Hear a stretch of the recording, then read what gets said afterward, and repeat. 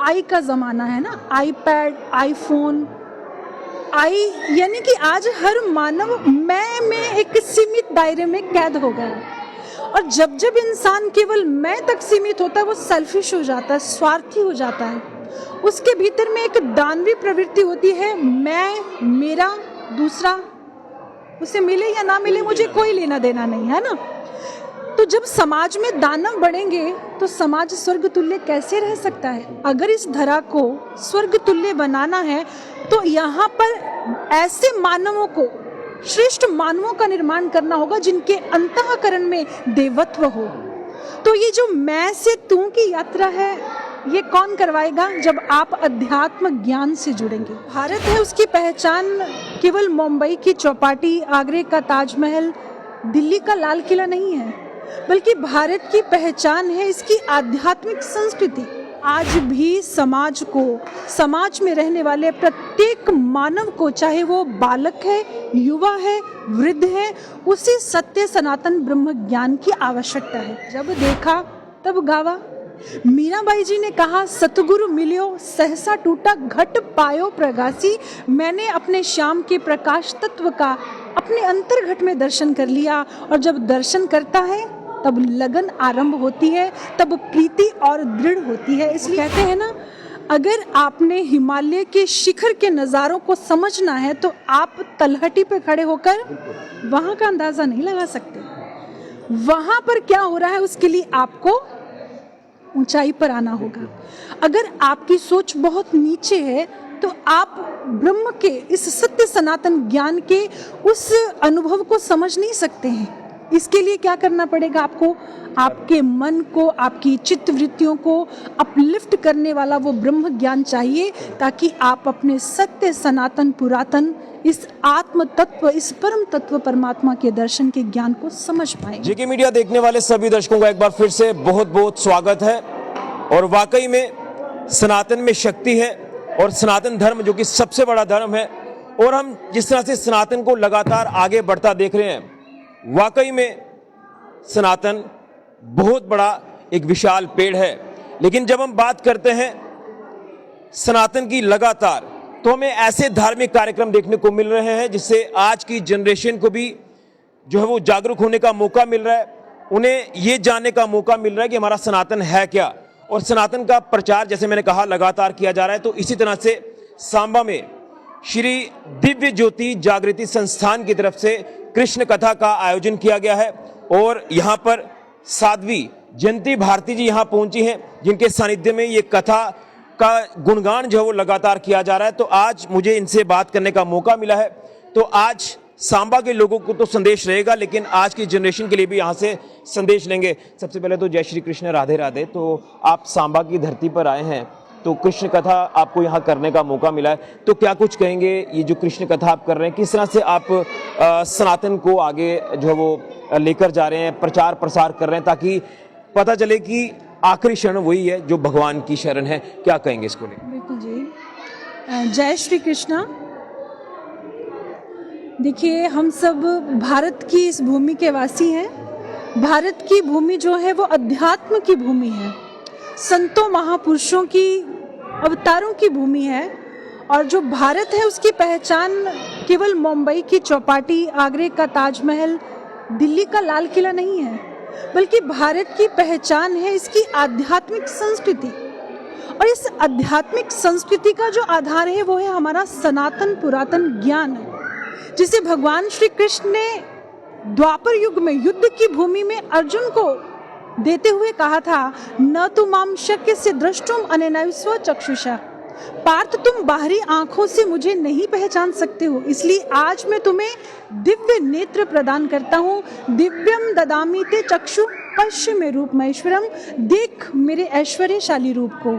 आज भी समाज को, समाज में रहने वाले प्रत्येक मानव को, चाहे वो बालक है, युवा है, वृद्ध है, उसी सत्य सनातन ब्रह्म ज्ञान की आवश्यकता है, जिसके लिए दिव्य ज्योति जागृति संस्थान, जिसके संचालक एवं संस्थापक परम पूजनीय, परम वंदनीय हमारे आराध्य गुरुदेव सर्वश्री आशुतोष महाराज जी, इस ब्रह्म ज्ञान के प्रसार प्रचार में अपनी शिष्य शिष्याओं को समाज में उतारा है। जगह जगह पर ऐसी कथाएं होती हैं और ऐसी ही श्री कृष्ण कथा को लेकर इस क्षेत्र पर, इस जगह पर, इस नगर में हम पहुंचे हैं इस संदेश के साथ कि आप केवल भगवान श्री कृष्ण को माने ही ना, बल्कि उन्हें जान लें। वो जानने का विषय है, वो दर्शन का विषय है। जैसे अर्जुन ने दर्शन किए, आप भी कर सकते हो, लेकिन उसके लिए ज्ञान चक्षु चाहिए, जो महाराज जी ब्रह्म ज्ञान की विधि से खोल रहे हैं और प्रत्येक मानव मन को भक्तिमय, कृष्णमय, श्याममय करने का प्रयास कर रहे हैं। साध्वी जी, एक चीज़ जानना चाहूँगा कि कहते हैं कि भगवान की प्राप्ति कैसे हो, कहते हैं कि भगवान से लगन किस तरह से लगे, तो मैं इसके ऊपर भी प्रकाश डालना चाहता हूँ आपके ज़रिए। जी, देखिए, लगन जो होती है, एक लगाव, एक अट्रैक्शन, एक प्रीति, प्रेम कहते हैं ना जिसे, तो गोस्वामी तुलसीदास जी ने बहुत सीधा सीधा कहा, कहते जाने बिनु ना होए प्रतीति, बिन प्रतीति होए नहीं प्रीति।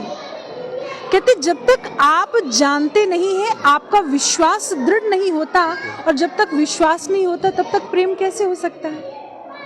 आज हम संसार में रहते हुए जो भक्ति कर रहे हैं, उसमें हम ये दावे से कहते हैं हम भगवान राम को मानते हैं, हम भगवान श्री कृष्ण को मानते हैं, लेकिन जब बात जानने का दावा करने की आती है तो आज हमारे पास कोई उत्तर नहीं होता।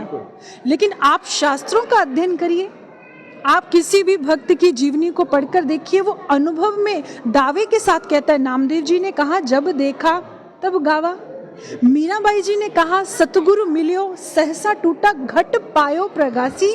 मैंने अपने श्याम के प्रकाश तत्व का अपने अंतर्घट में दर्शन कर लिया, और जब दर्शन करता है तब लगन आरंभ होती है, तब प्रीति और दृढ़ होती है। इसलिए आज हमें भी अगर भक्ति करनी है, अपने प्रेम को, अपनी प्रीति को दृढ़ करना है, तो ये समय है हम अपने सत्य सनातन उस ज्ञान के साथ फिर से जुड़े, अंतर्घट में ईश्वर का दर्शन करें। आज की जनरेशन हम देख पा रहे हैं मोबाइल में बिजी है, इस तेज़ रफ्तार ज़िंदगी की बात करें, हर कोई अपने काम में व्यस्त है, तो कहीं ना कहीं कितना ज़रूरी है थोड़ा सा समय भगवान के लिए निकालने का, जिससे पॉजिटिविटी आती है, गलत चीज़ें आपके आसपास जो मंडराती है वो दूर हो जाती हैं। क्या कहेंगे इसको?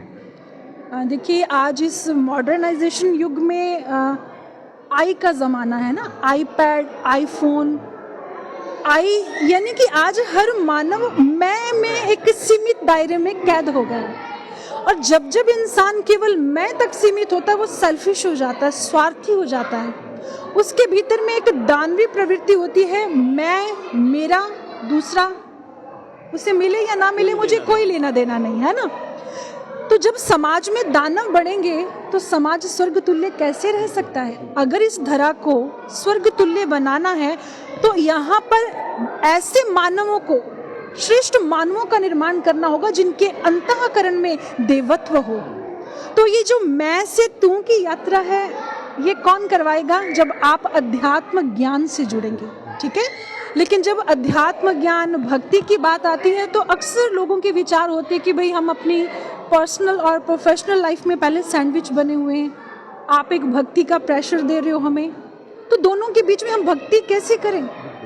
अच्छा, आप सोच के देखिए, भगवान श्री कृष्ण युद्ध की भूमि में खड़े होकर अर्जुन से कह रहे हैं, तस्मात् सर्वेषु कालेषु मामनु समर युद्ध च, पार्थ युद्ध भी कर, सुमरन भी कर। भगवान ने जब दोनों काम एक साथ करने के लिए कहा है, इसका अर्थ है दोनों एक साथ हो सकते हैं। इसलिए हमारे महापुरुष कहते हैं, कर से कर्म करो विधि नाना, मन राखो जहाँ कृपा निधाना। क्योंकि जब आप अपनी इंद्रियों से कर्म करते हैं और अपने हृदय में ईश्वर का ध्यान करते हैं, तो आप एक बैलेंस्ड लाइफ, ठीक है ना तो आपने संसार से पलायन करना है और ना ही संसार में इतने आसक्त हो जाना है कि आप अपनी सोल से कनेक्ट ही ना हो पाओ। आप अपने जीवन के जीवन आधार से, जैसे एक वृक्ष का आधार क्या होता है? जड़, उसे जड़ से सींचा जाता है। पत्तियों पे पानी छिड़क देने से फल नहीं मिलता। ऐसे ही जीवन में अगर आनंद शांति का फल चाहिए तो हमें अपने जीवन का जो आधार है ना, हमारी जड़ क्या है? ब्रह्म, ईश्वर है, जिसे शास्त्र कहते हैं ब्रह्म सत्यम जगत मिथ्या। हम जगत पे सारा ध्यान देते हैं, उस ब्रह्म की ओर ध्यान नहीं देते हैं। लेकिन आज दिव्य ज्योति जागृति संस्थान ये संदेश लेकर आई है कि आप इस कथा को श्रवण करें, भगवान श्री कृष्ण की दिव्य लीलाओं से सीखें, वो जो हमें कह रहे हैं वो अपने जीवन में धारण करें और अपने अंतःकरण में ईश्वर का ध्यान करें। युवाओं में एक बड़ा बदलाव आ रहा है। हम सनातन की तरफ भी देख रहे हैं कि लगातार सनातन की वो बात कर रहे हैं, लेकिन आज भी कुछ युवा भटके हुए हैं, गलत राह पर हैं, नशों की तरफ हैं। उनको क्या आपका संदेश रहेगा? वो मेन स्ट्रीम में आए, भगवान का गुणगान करें और अपने जो भी उनकी फील्ड हैं वो उसमें रहकर अच्छा कार्य करें। देखिए, युवा अगर हम देखा जाए तो बहुत से लोगों से ये हम सुनते हैं कि जो युवा है वो राष्ट्र का भविष्य होता है, लेकिन मेरे आराध्य गुरुदेव सर्वश्री आशुतोष महाराज जी कहते हैं कि युवा राष्ट्र का वर्तमान होता है। वर्तमान जिस दिशा में जाता है, भविष्य उसी दिशा में बढ़ता है। तो बात रही युवाओं की, देखिए युवा में एक बहुत शक्ति होती है, अदम्य साहस होता है। आप उनसे कुछ भी पॉजिटिव भी करवा सकते हो, सृजनात्मक कार्य भी कर सकते हैं अपनी ऊर्जा से, और अगर उस ऊर्जा को सही दिशा नहीं मिली तो विध्वंस भी मचा सकते हैं। आज अगर युवा भटका हुआ है तो इसका अर्थ है कि कहीं ना कहीं उसे अभी दिशा नहीं मिली। अगर हम इतिहास में देखें, चंद्रगुप्त मौर्य साधारण सा एक बालक है जो गडरिया है, लेकिन उसके भीतर में ऊर्जा है, शक्ति है, लेकिन चाणक्य जीवन में आए, उसका निर्माण किया, उसको गढ़ा, ठीक है ना। नरेंद्र, उसको विवेकानंद किसने बनाया? रामकृष्ण परमहंस जी ने। हम शिवाजी की बात करते हैं जिन्होंने राष्ट्र ध्वज फहराया, मराठों के वो सरदार थे। उनके जीवन में जब समर्थ गुरु रामदास जी आए तो उनको छत्रपति शिवाजी निर्माण कर दिया उनका। आज के युवा को भी जरूरत है कि ऐसे ब्रह्मनिष्ठ सदगुरु जीवन में आए जो उन्हें, उनकी जो जीवन की नदी है ना, नदी सदैव किनारों के बीच में बहे तो सागरमय होती है। अगर नदी किनारों को तोड़ दे तो बाढ़ का रूप धारण कर लेती है। आज युवाओं के जीवन की नदी को अध्यात्म के किनारे देने वाले, सनातन ज्ञान के किनारे देने वाले एक ब्रह्मनिष्ठ सदगुरु की जरूरत है। और आज ब्रह्मनिष्ठ सदगुरु गुरुदेव सर्वश्री आशुतोष महाराज जी युवाओं को वो सही दिशा दिखा रहे हैं, उनकी ऊर्जा को जगा रहे हैं, निर्माण के कार्यों में लगा रहे हैं। आप मंच पे भी देख रहे हैं, नीचे भी देख रहे हैं, हमारे बहुत से युवा भाई बहन जो समाज की कल्याण के कार्यों में अध्यात्म के पथ पर निरंतर कार्यरत है, अपनी ऊर्जा लगा रहे हैं।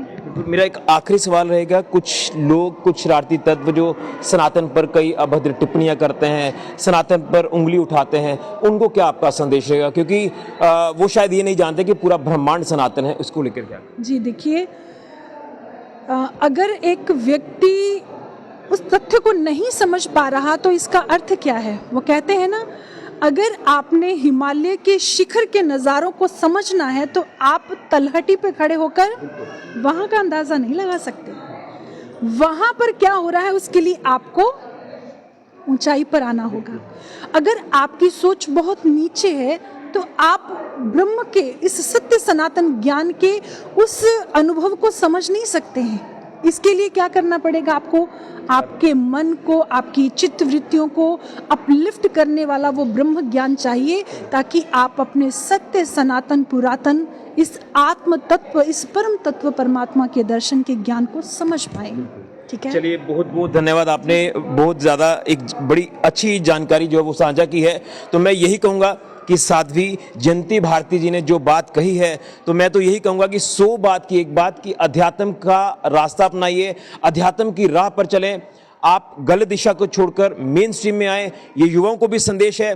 और जो भगवान के साथ लगन कैसे लगती है, भगवान का आप जब गुणगान करते हैं तो जो वो भक्तिमय माहौल होता है, वो अंदर की आवाज़ आती है, वो दिल की बात होती है, वो दिल की आवाज़ होती है। इसलिए मैं तो ज़्यादा व्याख्या नहीं करूँगा। साध्वी जी ने जो बातें बताई हैं, इसका अगर आप थोड़ा सा भी मंथन आप करेंगे इसके ऊपर, तो आपकी ज़िंदगी बदल जाएगी। आप एक बेहतरीन, एक अच्छी राह पर खुद ब खुद चलना शुरू हो जाएंगे। ये सभी सनातनियों को संदेश भी है, खासतौर पर युवाओं को भी संदेश है। तो ये जो श्री दिव्य ज्योति जागृति संस्थान की तरफ से ये जो कृष्ण कथा का आयोजन किया गया है, तो यहाँ पर अद्भुत बातें जो सनातन की जा रही है, उसे आप जरूर सुने और उन्हें अपने जीवन में उतारें। सभी को जय श्री कृष्ण, राधे राधे। फिलहाल के लिए ऋषि खजुरिया, जेके मीडिया के लिए।